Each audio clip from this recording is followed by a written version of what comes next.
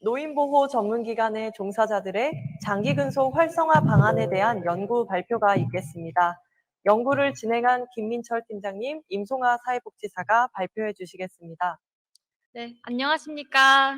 연구보고서 일부 발표를 맡은 서울 남부 노인보호 전문기관 임송아 사회복지사입니다. 저희 기관이 20주년을 맞이해서 기관 내부에서 조사연구팀을 구성하였고 직무환경 보고서를 발간하였습니다. 많은 분들이 설문지에 응답을 해주셨는데 직접 참여해주신 설문 결과를 공유드리고자 이 자리에 서게 됐습니다. 먼저 목차를 소개해드리겠습니다. 이 연구를 어떻게 진행하게 되었는지 연구의 필요성과 연구 방법, 결과, 결론 순으로 말씀드리겠습니다. 첫 번째로 연구의 필요성입니다. 네, 제가 본격적으로 말씀을 드리기에 앞서 사진 한 장을 먼저 준비를 해왔습니다. 이 사진은 보시다시피 길입니다. 저희가 20주년을 맞이해서 노인보호 전문기관의 발전을 위한 연구를 진행하고 싶었는데 어떤 연구를 진행해야 할지 굉장히 고민을 많이 했습니다. 그러던 중 우리 노인보호 전문기관 상담원들이 걸어온 길에 대해서 생각을 해보게 되었습니다. 민간기관 때부터 법제화 이후 20년 동안 그 걸음 속에는 정말 현장에서의 어려움과 수많은 시행착오와 실패, 한계 속에서도 어르신들을 위한 뜨거운 열정과 헌신으로 묵묵히 임했던 그런 노고가 있었습니다. 저희는 노인보호 사업 20년을 돌아봤을 때 많은 노력과 수고를 해준 노인보호 전문기관 동료분들을 위해 연구를 진행하고 싶었고 직무환경 개선에 도움이 되고자 본 연구를 진행하게 되었습니다.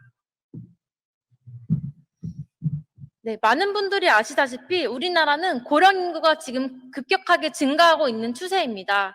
이 고령 인구 비율 15.8%라는 수치는 전국의 한 개의 노인보호 전문기관에서 24만 명의 어르신을 관할하고 있는 것이고 특히 인구가 집약된 서울시의 경우에는 한 개소당 50만 명의 어르신을 살피고 있는 것으로 환산할 수 있습니다.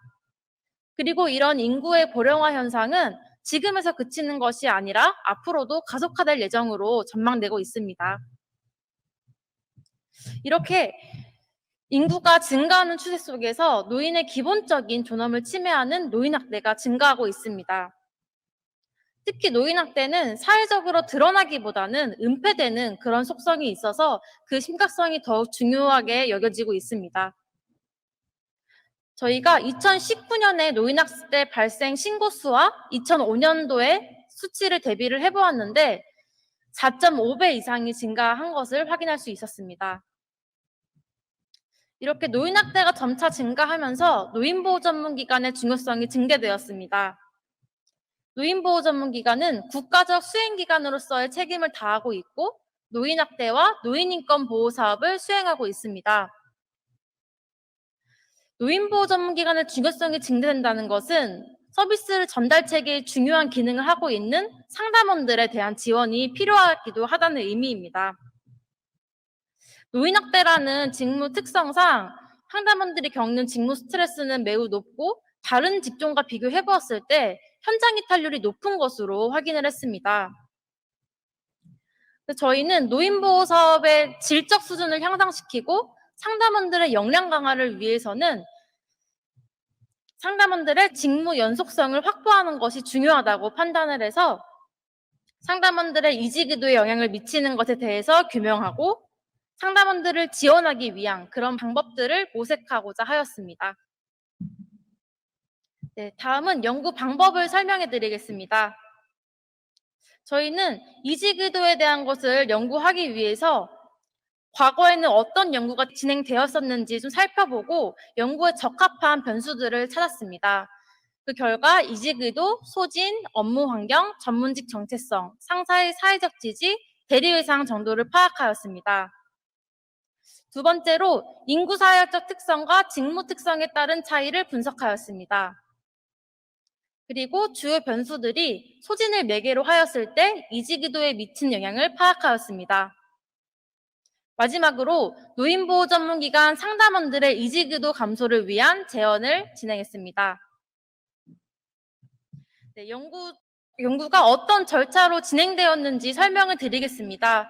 먼저 저희 연구진은 연구의 취지와 목적을 고려해서 설문지를 구성하였고 전국의 34개소 노인보호 전문기관에 동의를 얻어 설문지 배포를 하였습니다. 저희는 연구를 윤리적으로 진행을 하기 위해서 보건복지부에서 지정한 공용기관 생명윤리위원회의 심의 규정을 준수하였습니다. 네, 저희가 여러분들 기관에 택배로 설문지를 보내드리고 했던 과정들을 모두 기억하실 겁니다.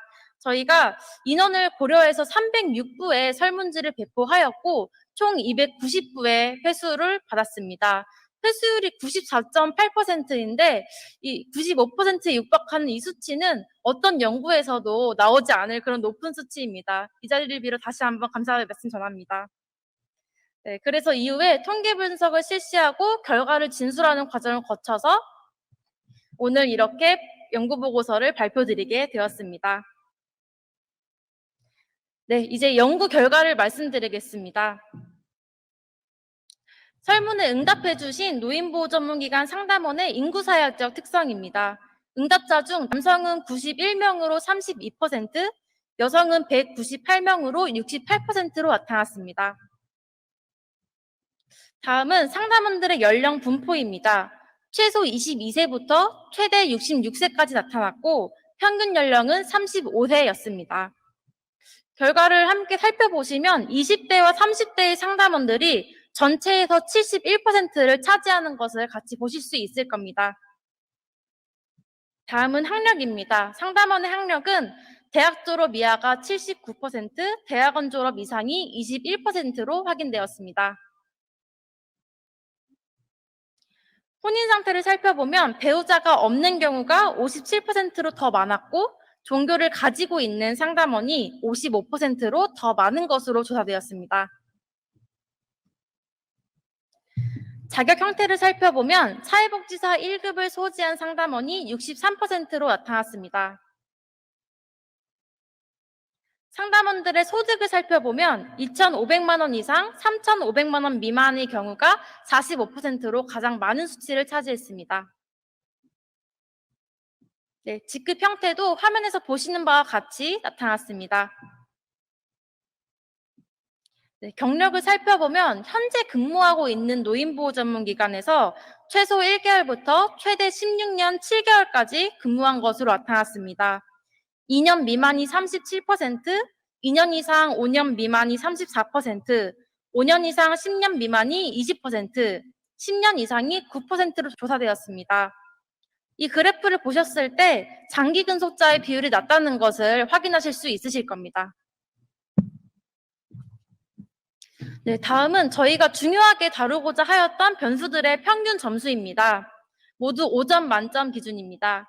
이직의도의 평균은 2.62점, 소진은 2.59점, 업무 환경은 3.43점, 전문직 정체성은 3.28점, 대리회상은 2.5점, 상사의 사회적 지지는 3.6점으로 나타났습니다. 네, 저희가 응답자들의 답변을 모두 분석을 해본 결과 당신은 이직 의사가 있습니까? 라는 질문에 10명 중 4.2명은 보통이다 아니면 이직 의사가 있다 라고 답변한 것을 확인했습니다. 또 소진의 경우에도 응답자들의 3분의 1 정도는 당신은 소진감을 느끼고 있습니까? 라는 질문에 보통이다에서 그렇다, 매우 그렇다라고 답변한 것을 확인했습니다. 다음으로 연구 대상자의 특성에 따른 변수들의 차이를 설명드릴 겁니다. 차이 분석을 다 실시를 했는데 여러분들이 설문지 하실 때 굉장히 문항들이 많았을 겁니다. 근데 그 중에서도 통계적으로 유의미한 차이가 있는 경우만 제시했습니다. 네, 이직의도의 차이입니다. 이직의도는 근로자가 이직으로 진행하기 전에 그런 신념 태도를 뜻하는 것으로 점수가 높을수록 이직의도가 높다고 이해해 주시면 됩니다.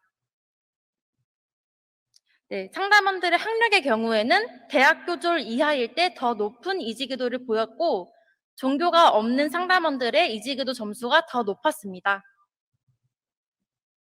다음은 소득에 따른 이직의도의 차이입니다.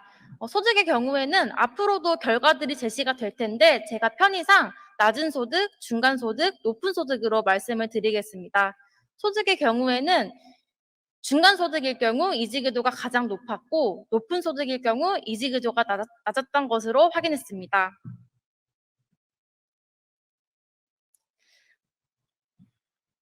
네, 직급은 선임, 대리, 팀장 집단의 이직의도 점수가 가장 높게 나타났습니다. 다음은 연구 대상자의 특성에 따른 소진 차이입니다. 소진은 서비스를 우리가 제공하면서 에너지의 저하 상태가 나타나는 것입니다. 점수가 높을수록 소진감이 높다고 해석할 수 있습니다. 연령을 살펴보면 20대의 소진이 높게 나타났고 50대 이상의 소진 점수가 가장 낮게 나타났습니다. 학력은 대학 교졸 이하의 소진 점수가 더 높았고 배우자가 없는 경우 소진 점수가 더 높게 나타난 것으로 확인했습니다. 또한 종교가 있을 때보다 종교가 없는 집단의 소진 점수가 더 높게 나타났습니다. 소득에 따른 소진 차이는 낮은 소득과 중간 소득일 경우 점수가 비슷하게 높게 나타났고 높은 소득일 경우 소진이 낮게 나타났습니다. 네, 직급의 경우 일반 사회복지사의 소진이 가장 높게 나타난 것으로 확인했습니다. 경력에 따른 소진 차이를 살펴보면 2년에서 5년의 소진이 가장 높았고 10년 이상 경력의 소진이 가장 낮은 것으로 조사되었습니다. 다음은 업무 환경의 차이입니다. 업무 환경은 종사자가 근무하고 있는 조직을 환경을 조사한 것으로 점수가 높을수록 업무 환경에 대해 더 긍정적으로 생각하고 있다는 의미입니다. 연령별로 업무 환경 차이를 살펴봤을 때 50대 이상이 다른 연령대에 비해 업무 환경을 긍정적으로 생각하고 있었습니다. 학력을 살펴보면 대학 교졸 이하 집단이 업무 환경 점수가 높았고 종교가 있는 집단의 업무 환경 점수가 더 높은 것으로 확인되었습니다. 소득의 경우 높은 소득 집단의 점수가 가장 높았고 중간 소득의 집단이 가장 낮게 나타났습니다. 직급에 따른 차이를 살펴보면 관장 집단의 업무 환경 점수가 가장 높았고 선임, 대리, 팀장 집단의 업무 환경 점수가 가장 낮았습니다. 네, 다음은 연구 대상자의 특성에 따른 전문직 정체성의 차이입니다. 전문직 정체성은 스스로 본인의 직업에 대해서 전문직이라고 인식하는 정도로 점수가 높게 나타날수록 우리의 직업을 전문적이라고 인식하는 것으로 이해해 주시면 됩니다. 연령에 따른 차이를 살펴본 결과 50대 이상의 점수가 가장 높았고 20대 점수가 가장 낮게 확인되었습니다. 학력의 경우 대학원 졸업 이상 집단이 전문직 정체성 점수가 더 높았고 배우자가 있는 집단이 점수가 더 높게 나타났습니다. 또 종교가 있는 집단의 점수가 3.37로 없는 집단보다 더 높게 나타났습니다. 소득의 경우 높은 소득 집단의 점수가 더 높게 나타났고 낮은 소득일 경우 가장 낮게 나타났습니다. 직급에 따른 차이를 살펴보면 관장 집단의 점수가 가장 높게 조사되었고 일반 사회복지사의 점수는 가장 낮게 확인되었습니다. 네, 그리고 10년 이상 경력을 가진 집단의 점수가 가장 높았고 가장 경력이 낮은 2년 미만의 경력 집단이 전문직 정체성 점수가 가장 낮게 나타났습니다. 다음은 대리회상의 차이입니다. 대리회상은 대상자들을 상담하는 과정에서 대상자가 느낀 충격이 우리에게 영향을 미치는 것을 뜻합니다. 그래서 점수가 높을수록 높은 대리회상을 느낀다고 이해해 주시면 됩니다. 네, 성별에 따른 대리회상 차이를 살펴보면 여성 상담원이 남성보다 더 높은 대리회상을 느끼는 것으로 확인했습니다. 소득을 살펴보면 중간 소득 집단의 대리회상 점수가 더 높았고 높은 소득 집단이 낮았습니다. 네, 다음은 소진을 매개로 하였을 때 이직의도에 영향을 미치는 요인에 대한 분석 결과입니다. 분석 결과 상사에 대한 사회적 지지는 이직의도에 직접적인 영향을 미치고 있었습니다. 그리고 업무 환경, 전문직 정체성, 대리회상은 소진을 매개로 하였을 때 이직의도에 영향을 미치는 효과를 확인하였습니다. 표를 같이 봐주시면 업무 환경을 긍정적으로 인식할수록 전문직 정체성이 높을수록 또 대리 예상이 낮을수록 소진감이 저하되고 소진감이 낮으면 이직의도 감소에 영향을 미친다는 그런 결과로 볼 수 있습니다. 네, 이제 연구 결과를 토대로 노인보호 전문기관 직무환경 발전을 위한 제언을 김민철 팀장님께서 이어서 발표하겠습니다.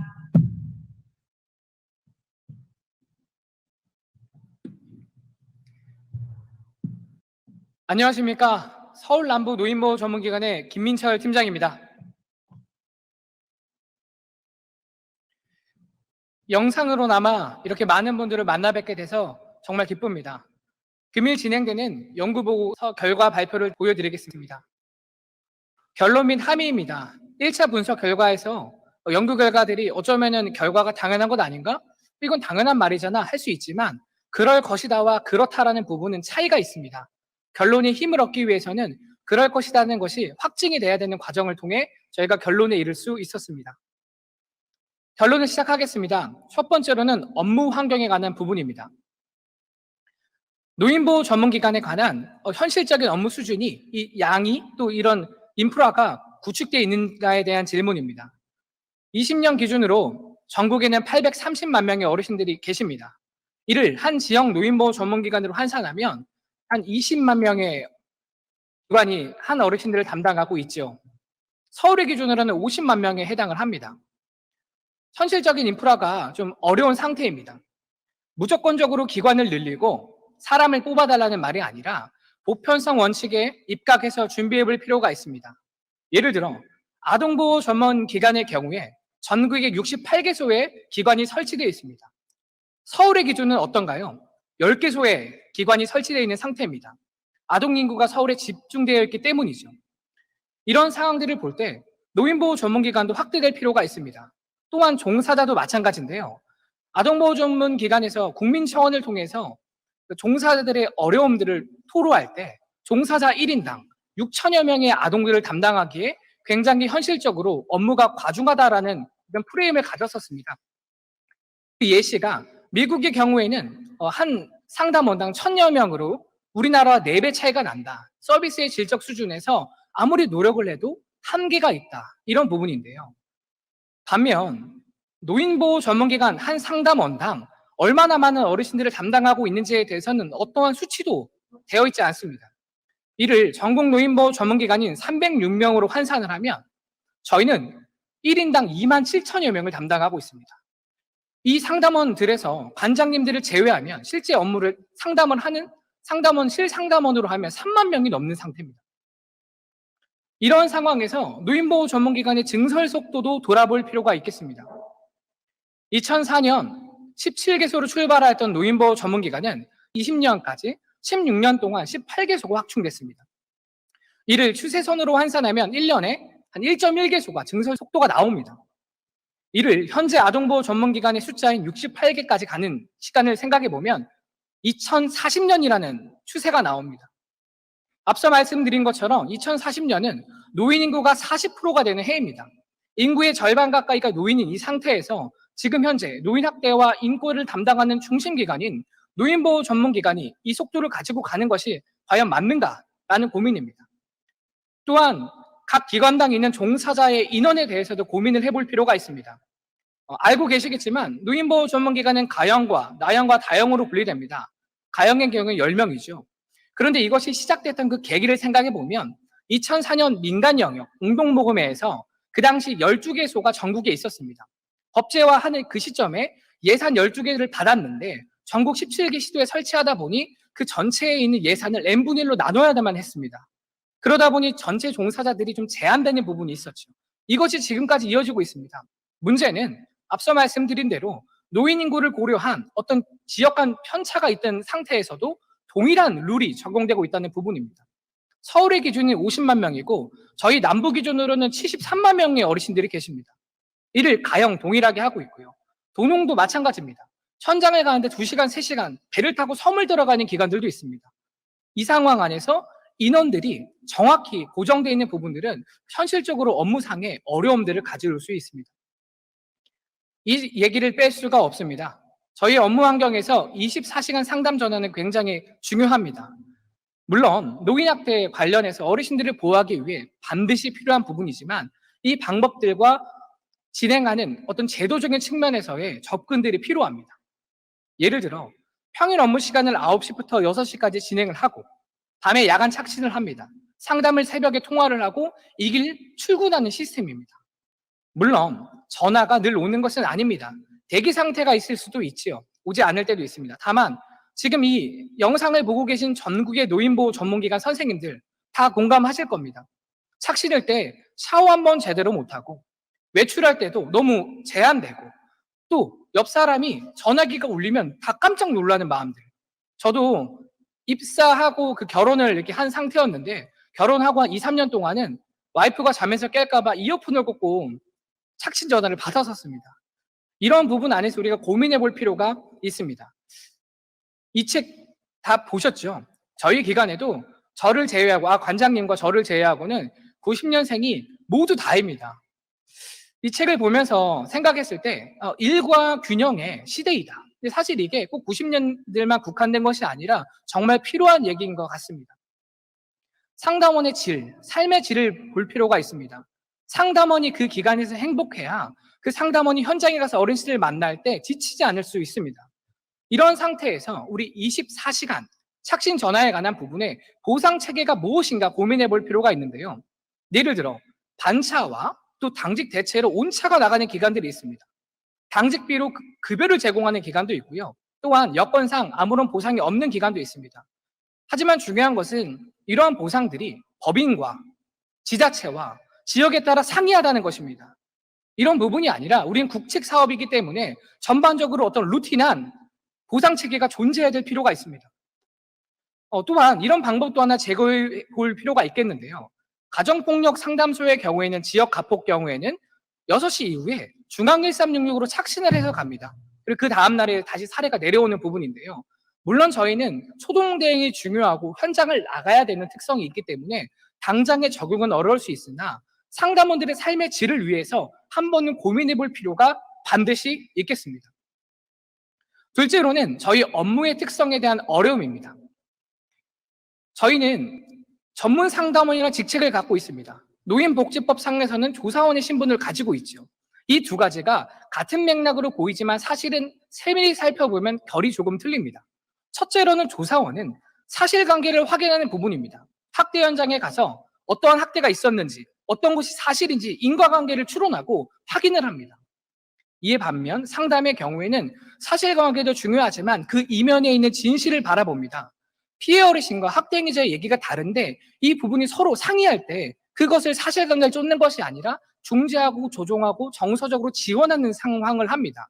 이 두 가지가 같이 혼용될 때 굉장히 어려움이 있는데 이 부분은 저희와 같은 업무를 하는 아동보호 전문기관에서도 오랜 시간 동안 역할의 갈등으로 연구되어 온 부분입니다. 이를 대체하기 위해서는 정확한 업무 기준이 필요하고 정확한 가이드라인이 제공될 때 이런 역할 모호성이 줄어든다는 연구들이 있습니다.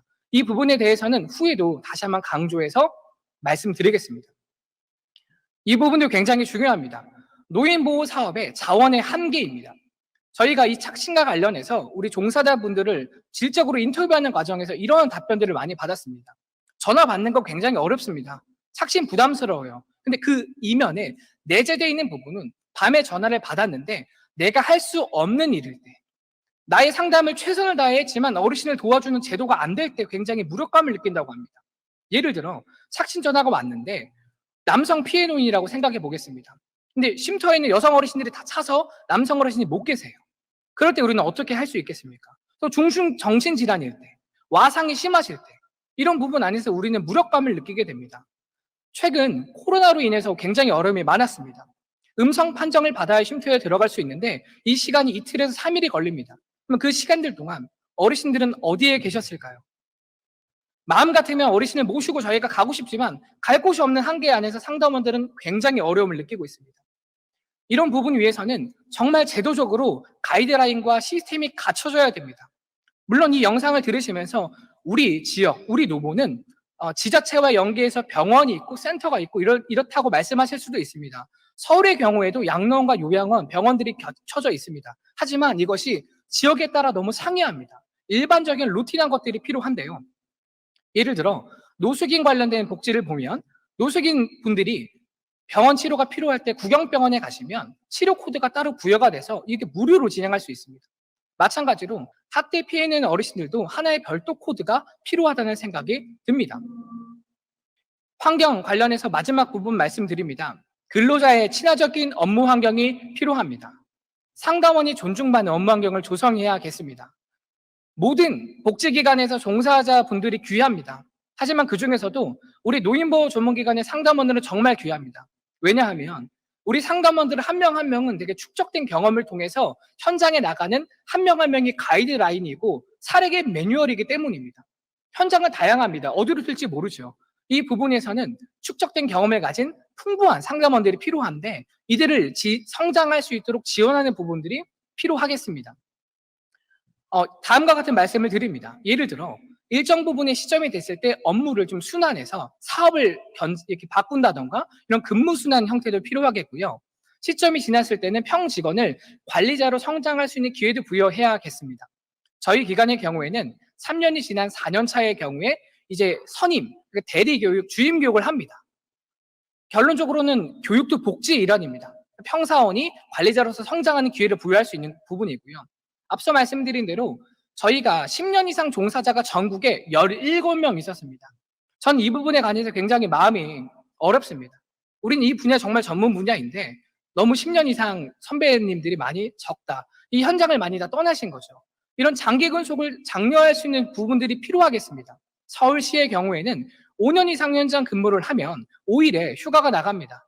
이런 부분들이 근속 휴가 제도가 늘어나거나 또 복지부 차원에서도 노인보호 전문기관의 장기 근속자를 위한 장려들이 필요하겠습니다.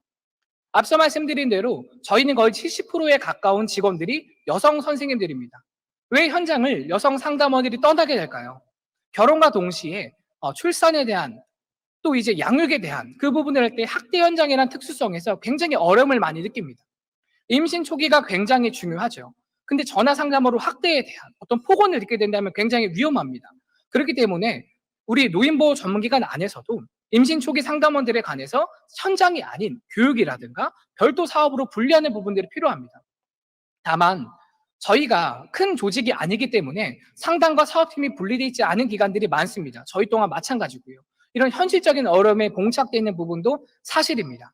또한 이제 그 출산 이후에도 아이를 양육하기에 좀 원활하게끔 어떤 탄력 근무제라든가 어떤 조정들이 또 지원해야겠습니다. 두 번째로는 전문직 정체성에 관한 부분입니다. 이 얘기를 드리기에 가장 먼저 앞서야 되는 부분은 노인보호 전문기관이 왜 이 복지 영역에서도 전문, 스페셜리스트에 해당을 하는가에 대한 부분입니다. 노인보호 전문기관은 가정학대와 시설학대를 동시에 다룹니다. 근데 그 과정 안에서 정말 많은 것들을 아울러야 됩니다. 기본적으로 상담에 대한 이해가 필요합니다. 복지에 대한 것이 당연하고요. 법률과 행정, 계속 지속적으로 부딪힙니다. 현장에 가면 의료에 대한 영역도 정말 중요합니다. 이런 과정들을 다 총망라하기 위해서는 한 명의 상담원이 어떻게 기능하게 되는 시간이 굉장히 긴데요. 평균적으로 1년 정도는 양성을 해야 현장에서 본인의 일을 다 할 수 있다고 저희가 봅니다. 문제는 이런 1년의 시간을 들어야 할 만큼의 전문성이 있는 기관인데도 이 교육에 대한 방법이 굉장히 제한적이라는 부분입니다. 과거에는 100시간, 중앙노인보호 전문기관에서 운영하는 100시간 교육이 있었습니다. 현재로는 70시간으로 줄었죠. 이후에는 심화교육을 중앙이 제공하고 계십니다. 그런데 이 외에는 교육들이 굉장히 적습니다. 상담원을 양성하기 위해서 지역 노보가 모든 것들을 책임져야 되는 상황입니다. 문제는 이 부분에서 기관의 축적 경험과 관리자, 슈퍼바이저의 능력에 따라서 많은 것들이 좌우된다는 부분입니다. 저희 기관은 올해로 20주년이 된 기관입니다. 이 상담원 기관의 축적 교육에 관한 부분을 최선을 다한다고 말씀드리지만 정말 어려운 것이 사실입니다. 그런데 만약에 개설된 지 얼마 안 된 신설 기관에 경험이 없는 슈퍼바이저분들이 가셨다면 이 부분이 굉장히 어려울 수 있습니다. 제가 생각하기에 서울 남부뿐만 아니라 전국 어느 기관이라도 우리가 노인보호 전문기관 상담원이 됐다면 기본적으로 어느 수준에 올라갈 수 있는 교육 프로토콜이 개발될 필요가 있겠습니다. 이런 부분들이 필요하고요. 이론 중심이 아닌 현장과 실무가 섞여 있는 OJT 형식이었으면 좋겠습니다. 또한 신입 직원뿐만 아니라 직급자에 따라 최고 관리자와 중간 관리자, 또 초급 관리자, 사업 형태에 따라서 세부적인 가이드라인과 교육 개발이 필요하겠습니다. 셋째로는 집단 활성화에 대한 부분입니다.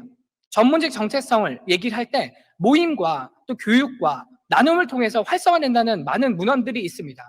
우리 노인보호 전문기관으로 따지면 올해는 코로나로 많이 진행되지 못했지만 워크숍이라든가 케이스 컨퍼런스 이런 부분에 해당을 합니다. 이것을 넘어서 관리자 회의, 또 중간 관리자 회의, 사업별 특성의 모임들을 활성화해서 업무 관련 지식을 공유하고 향유할 수 있는 시간들이 모색되어야겠습니다. 다음은 대리외상에 관한 부분입니다. 이 대리외상은 앞서 말씀드린 대로 상담 과정에서 상담자가 겪는 2차적인 트라우마에 해당을 합니다. 이런 말이 있죠. 피할 수 없으면 즐겨라. 근데 현실적으로 이걸 즐기기가 너무 어렵습니다. 그렇다면 즐기지 못하면 피해야 됩니다. 어떻게 피해야 되는지를 한번 고민해 볼 필요가 있겠습니다.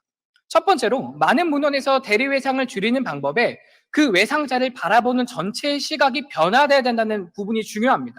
예를 들어 저희 직원이 대리외상 경험을 토로합니다. 팀장님, 제가 이런 일이 있었는데 현장에서 너무 마음이 어려웠어요. 어떡하죠? 이런 얘기를 할 때 제가 이렇게 대답합니다. 나 때는 말이야, 그거 아무것도 아니었어. 훨씬 힘들었어. 그건 지금도 정신력이 나약해서 그래. 아무것도 아니야. 괜찮아. 라고 얘기하는 것이 아니라 정말 어떤 것이 힘들었는지 진심으로 공감하고 경청하는 부분들이 필요합니다. 그리고 무엇보다도 적합한 슈퍼비전을 제공하는 것이 중요하겠습니다. 둘째로는 책임 방패다라는 부분입니다. 전문직 정체성과 대리외상이 묶이는 부분인데요. 대리외상을 방어할 때 내가 일하는 곳에 대한 지식, 어떻게 해야 된다는 것이 명확할 때 대리외상을 줄인다고 하였습니다. 이 현장 안에서 어떤 현장에서 여기까지가 나의 임무고 이 부분은 이렇게 해야 된다라는 이런 답가지들이 많을 때 대리외상을 피할 수 있는 부분입니다. 그를 위해서는 노인보호 전문기관의 정확한 직무 분석들이 필요하겠고요. 업무가 정확히 방향이 제시되어야겠습니다. 마지막으로는 정서의 이완과 안정입니다. 이 대리외상이 진행되기 전에 우리는 스트레스성이 보입니다. 이 스트레스가 확대되면 외상으로 가는데요. 이 스트레스를 초동 대응하는 것이 중요합니다. 첫째로는 중앙노인보호 전문기관에서 제공하고 계시는 위기 개입 그런 매뉴얼이라든가 또 이제 긴급 지원이라든가 또 협회에서 하는 상담들이 이에 해당을 합니다. 또한 또 한 가지 말씀을 드리면 개인 차원이 아니라 기관 차원의 접근도 필요하다는 부분입니다. 저희가 작년에 19년도에 보건복지부 평가를 진행했었죠. 그래서 저희가 못했었지만 서울시에 있는 그 미술심리치료협회에서 저희 기관에 이런 의뢰를 준 적이 있습니다. 사회복지 종사자의 스트레스 관리를 위해서 미술심리치료 10회기를 무료로 지원한다고. 저희가 그때는 하지 못했는데 그런 것도 하나의 좋은 방법일 것 같습니다. 특정한 누군가가 나의 어려움을 토로하는 것이 어렵다면 같은 기관에서 종사자들이 함께 모여서 자연스럽게 스트레스를 줄이고 마음을 나누는 과정도 하나의 좋은 방법이라고 생각합니다. 마지막으로 상사의 지지를 통한 이직의도 감소에 대한 부분입니다. 저도 중간관리자로서 이 상사의 지지라는 부분을 보면서 굉장히 뜨끔했습니다. 나는 과연 좋은 상사인가? 나쁜 상사인가? 고민이 많이 됐는데요. 문헌을 보니 사람의 기호와 어떤 성격의 문제가 아니라 지지적인 상사로 기능하는 스킬적인 부분이라고 얘기합니다. 그 전에 노인보호 전문기관의 이 상사가 왜 중요한지를 다시 한번 말씀드리고자 합니다. 그것은 바로 조직 특수성 때문인데요. 앞서 말씀드린 대로 저희는 가형, 나형, 다형에 따라 달라집니다. 기금 사업을 하는 경우에는 지금 11명이 근무하고 계시겠죠. 이 조직이 하나의 기관으로 본다면 사실 큰 조직이 아니죠. 근데 문제는 같은 일을 하고 있다는 부분입니다. 부장님부터 이제 한 달 된 신입 사원까지 같은 상담을 합니다. 이것 하나의 팀 체제로 볼 수 있는데요. 그러다 보니 관리자의 슈퍼비전이 한 번에 떨어지는 탑다운 방식에 해당을 합니다. 이것이 굉장히 세밀하게 디테일하게 챙기는 부분에서는 강점이지만 반대의 경우에서는 어려움일 수가 있습니다. 관장님과 부장님과 과장님과 팀장님을 선에서 이런 흐름이 있었다면 지금 일자 통로라는 부분이죠. 그렇기 때문에 상사의 지지가 굉장히 중요합니다. 또한 업무의 과다가 영향이 되는데요. 저도 중간 관리자이지만 일선 현장에서 현장을 뜹니다. 그거와 함께 관리자가 직원들을 관리를 하죠. 이 두 가지가 한 번에 로드가 되기 때문에 사실은 한 명 한 명의 상담원들을 세밀하게 바라보는 것이 굉장히 어려운 것이 사실입니다. 이러한 부분을 대체하기 위해서 상사에 대한 지원들이 필요하겠는데요. 첫째로는 관리자 집단에 대한 교육이 필요합니다. 좋은 관리자는 타고나기도 하지만 만들어가는 과정들이 필요한데요. 최고 관리자, 중간 관리자, 초급 관리자에 맞는 적합한 교육들이 필요하겠습니다. 또한 관리자에 대한 어떤 원활한 업무 편제를 위해서 조직 편제들이 가능하면 개발될 필요가 있겠습니다. 상사의 소통의 격려의 필요성을 말씀드리고자 합니다. 저희가 그 상사의 지지를 설문하셨죠. 이 문항들을 바탕으로 노인보호 전문기관 상담원들이 어떨 때 상사의 지지를 느끼는지를 분석한 결과 자신의 얘기를 진심으로 받아들여 줄 때, 그리고 자신의 어려운 일을 실제로 도움을 줄 때 상사의 지지가 올라가는 것을 확인할 수 있었습니다. 반면에 나의 어려운 얘기를 터놓고 할 수 없을 때, 또한 최선을 다해 한 일에 대해서 어떠한 피드백이나 칭찬이 없을 때 굉장히 어려움을 느낀다고 하였습니다. 영리 조직과 비영리 조직의 차이를 가장 생각할 때 이것을 들 수 있겠습니다. 영리 조직은 최고 관리자부터 이제 신입한 사원까지 하나의 목적으로 움직입니다. 이윤 추구죠. 그런데 비영리 조직은 이윤 추구가 아니라 사명을 바탕으로 움직입니다. 사명이란 깃대를 걸고 하나의 방향성을 가진 공동체가 비영리 조직입니다. 노인보호 전문기관도 마찬가지입니다. 하나의 배를 타고 노인보호 사업이라는 배에서 우리는 항해를 하고 있습니다. 관장님들이 키노트를 잡고 움직이시지만 이 과정 안에서 모든 직원들이 한 마음이 아니면 배는 가지 않습니다. 하나의 조직을 위해서 반드시 필요한 것은 신뢰를 바탕으로 한 것이 필요합니다. 그래서 저는 이 사회적 지지 안에서 신뢰를 높일 수 있는 리더십 모델을 하나 제안하고자 합니다. 많은 리더십이 있었습니다. 변혁적 리더십, 여러 가지들이 있었지만 특별히 직원과의 어떤 관계를 형성하고 마음을 놓을 수 있는 이런 감정 리더십에 대해서 말씀드리고자 합니다. 이를 위해서는 총 5가지의 중요한 부분들이 있는데요. 첫째로 상사는 자기인식을 명확히 해야 되는 부분입니다. 내가 어떤 부분이 강하고 어떤 부분이 약한지, 어떤 부분을 즐기고 어떤 부분이 부족한지를 아는 상사가 돼야 됩니다. 둘째로는 자기 통제입니다. 이런 말이 있죠. 부장님께서 언짢으신 날엔 결제를 올리면 안 된다. 이런 부분처럼 자신의 감정을 토로하는 것이 아니라 통제된 일관적인 모습들을 보여줄 필요가 있습니다. 이거 중요한데요. 동기부여입니다. 직원들에게 있어서 이걸 해야 해, 이거 해라 하는 것이 아니라 왜 해야 되는지를 알려주는 것. 그 마음에 심어주는 것이 굉장히 중요합니다. 넷째로는 감정이입인데요. 정말 직원의 말이 들리는 거죠. 머리로 이해하는 것이 아니라 마음으로 받아들여지는 부분입니다. 직원들은 압니다. 상사가 그 자리에서 말을 그냥 들어주는 것인지 아니면 정말 공감해주는 것인지 정말 공감이 필요합니다. 마지막으로는 대인관계 기술인데요. 좀 독특하지 않습니까? 상사의 관계에서 기술이라는 부분이 들어갑니다. 기술은 뭔가요? 자신이 뭔가를 의지하고 생각하면서 노력하고 발휘되는 부분입니다. 노력하셔야 됩니다. 상사도 직원들을 위해서 접근하는 방법에서 고민하고 모색하는 것들이 필요합니다. 잠깐의 짧은 시간이지만 농축되다 보니 제가 말을 조금 빨리 한 부분도 있습니다. 연구 결과 보고서에서 세밀하게 나왔으니 그 부분 봐주시면 좋을 것 같습니다. 사실 이 연구 결과를 전체적으로 해석하고 적용하는 것은 쉽지 않을 것이라는 걸 알 수 있습니다. 제도적인 한계도 있고요. 기간과 어떤 특성에 따라서 어려움들이 있을 줄로 압니다. 다만 제가 말씀드리고자 하는 건 노인보호 사업이 20년이 되는 해 동안 이 노인보호 사업들을 어르신들을 지켜왔던 가장 중심이 누구인가 생각했을 때 저는 단연컨대 우리 상담원들 한 분 한 분이라고 생각을 합니다. 이것은 기관의 하나의 소리입니다. 저희는 전문 연구기관이 아니라 최선을 다했지만 부족한 부분이 많습니다. 인정합니다. 다만 이 소리가 울림이 되어 있는 날을 꿈꿉니다. 저희 노인보호 전문기관 상담원들이 이곳에서 10년 이상 선생님들이 절반 이상이 되고 정말 전문가로 성장하는 그런 시간들이 되는 이 현장에 있는 것이 참는 것이 아니라 기쁨이 되고 자부심이 되는 날들을 꿈꿉니다. 저희 직원들에게도 참아라, 좋아질 거야가 아니라 이 순간을 함께 공유하고 기뻐지는 날들을 꿈꿉니다. 서울남부 노인보호 전문기관은 전국에서 노인학대 예방 사업을 처음으로 했던 기관입니다. 그 과정에서 우리 상담원들이 가장 중요하다라는 저희는 중심을 갖고 있습니다. 마지막으로 이 시간에도 어르신들의 존엄과 가치가 지켜지는 세상을 만들기 위해 24시간 불철주야 노력하고 계신 우리 전국에 계신 노인보호 전문기관 선배, 동료, 후배 선생님들께 깊은 존경과 감사의 말씀을 전합니다.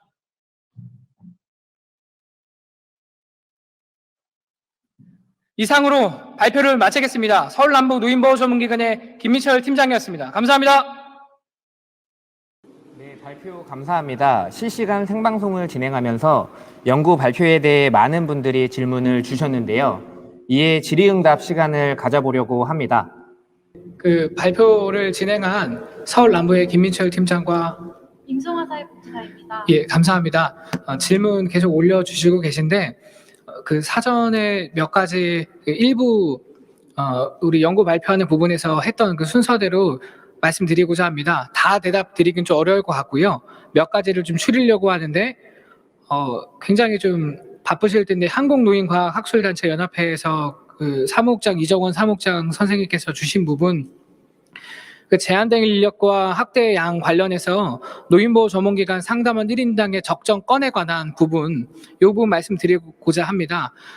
사실은 이 노인보호 전문기관 한 상담원당 1년의 상담 건수에 대해서는 조금 고민되는 부분이 있습니다. 저희가 이 연구 보고서들을 준비하다 보니까 1년에 저희가 접수한 게 19년 기준으로 16,000여 건이었습니다. 이 건들에 대해서 306명, 그중에 관장님들을 제외한 실인원은 273명으로 해보면 제가 계산을 좀 해보니 한 상담원당 58건 정도의 사례를 했더라고요. 근데 이 아동보호 전문기관 같은 경우에는 보건복지부 그 편람에서는 한 상담원당 이제 한 32건이 적정이다라고 하고요.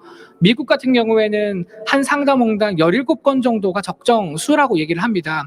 물론 특성이 다르고 또 노인보호 전문기관의 지역과 노인인구 부분을 고려해봐야겠지만 현재 저희가 갖고 있는 이 인원수가 조금 줄여야 된다라는 부분들은 좀 생각을 하고 있고요. 적정 수에 대한 사례 관리가 1차적으로 양질의 서비스를 제공하는 중요한 포인트가 되지 않을까 생각을 합니다.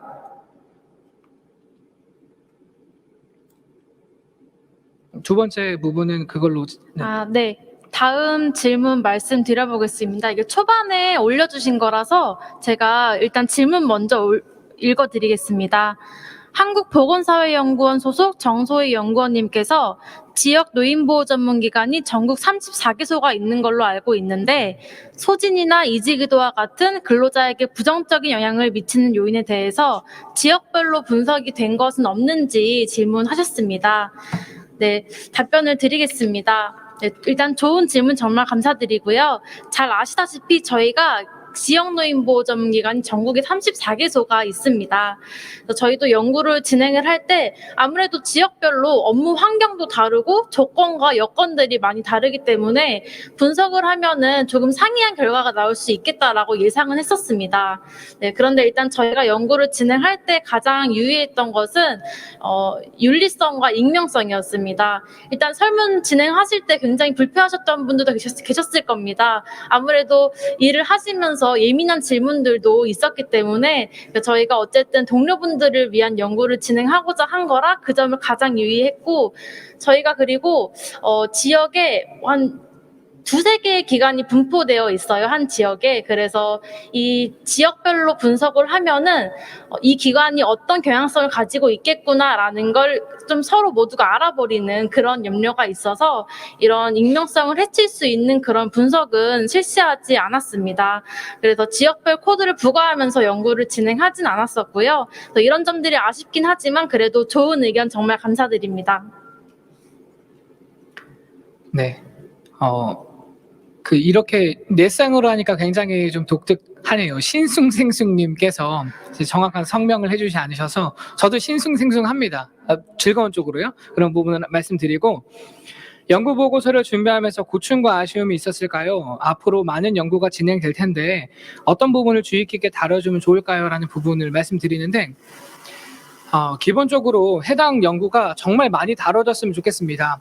오늘 이 연구가 끝나고 나면 좀 약간 검색인가요? 학술 검색 같은 데다가 노인보호 전문기관 상담원 종사자 쳐보시면 다른 분야에 비해 굉장히 숫자가 적어요. 이런 부분을 할 때 물론 현장이나 학계에서 저희에 대한 관심이 비교적 적은 부분도 사실이죠. 그래서 저희가 부족하지만 저희가 저희의 소리를 내야겠다라고 판단을 했습니다. 근데 이것이 단순히 한 지역 노인보호 전문기관의 소리를 넘어서 저희 전국에 있는 많은 우리 동료분들 계시잖아요. 함께 이런 부분들을 소리를 내는 날들을 꿈꿉니다. 많이 알려져야겠죠. 그리고 많이 살펴봐야 될 것 같고, 조금 디테일하게 말씀드리면 제가 자꾸 아동보호 전문기관 얘기를 드리는데, 아보 같은 경우에는 종사자들의 이직 의도를 넘어서서 퇴사한 어떤 트라우마로 퇴사한 상담원들을 찾아가서 직접 인터뷰하는 단계까지 이르고 있습니다. 굉장히 심화되고 있는 부분이죠. 저는 아동보호 전문기관 상담원들의 대외상도 심각하지만 저희들의 어떤 지침과 소진 이런 부분들도 굉장히 크다라고 생각합니다. 사명감과 헌신으로 가져가지만 정말 지금에서는 근거 기반적인 사실관계와 근거 기반적인 입각한 접근과 실천 전략 모색이 반드시 필요하다고 생각합니다.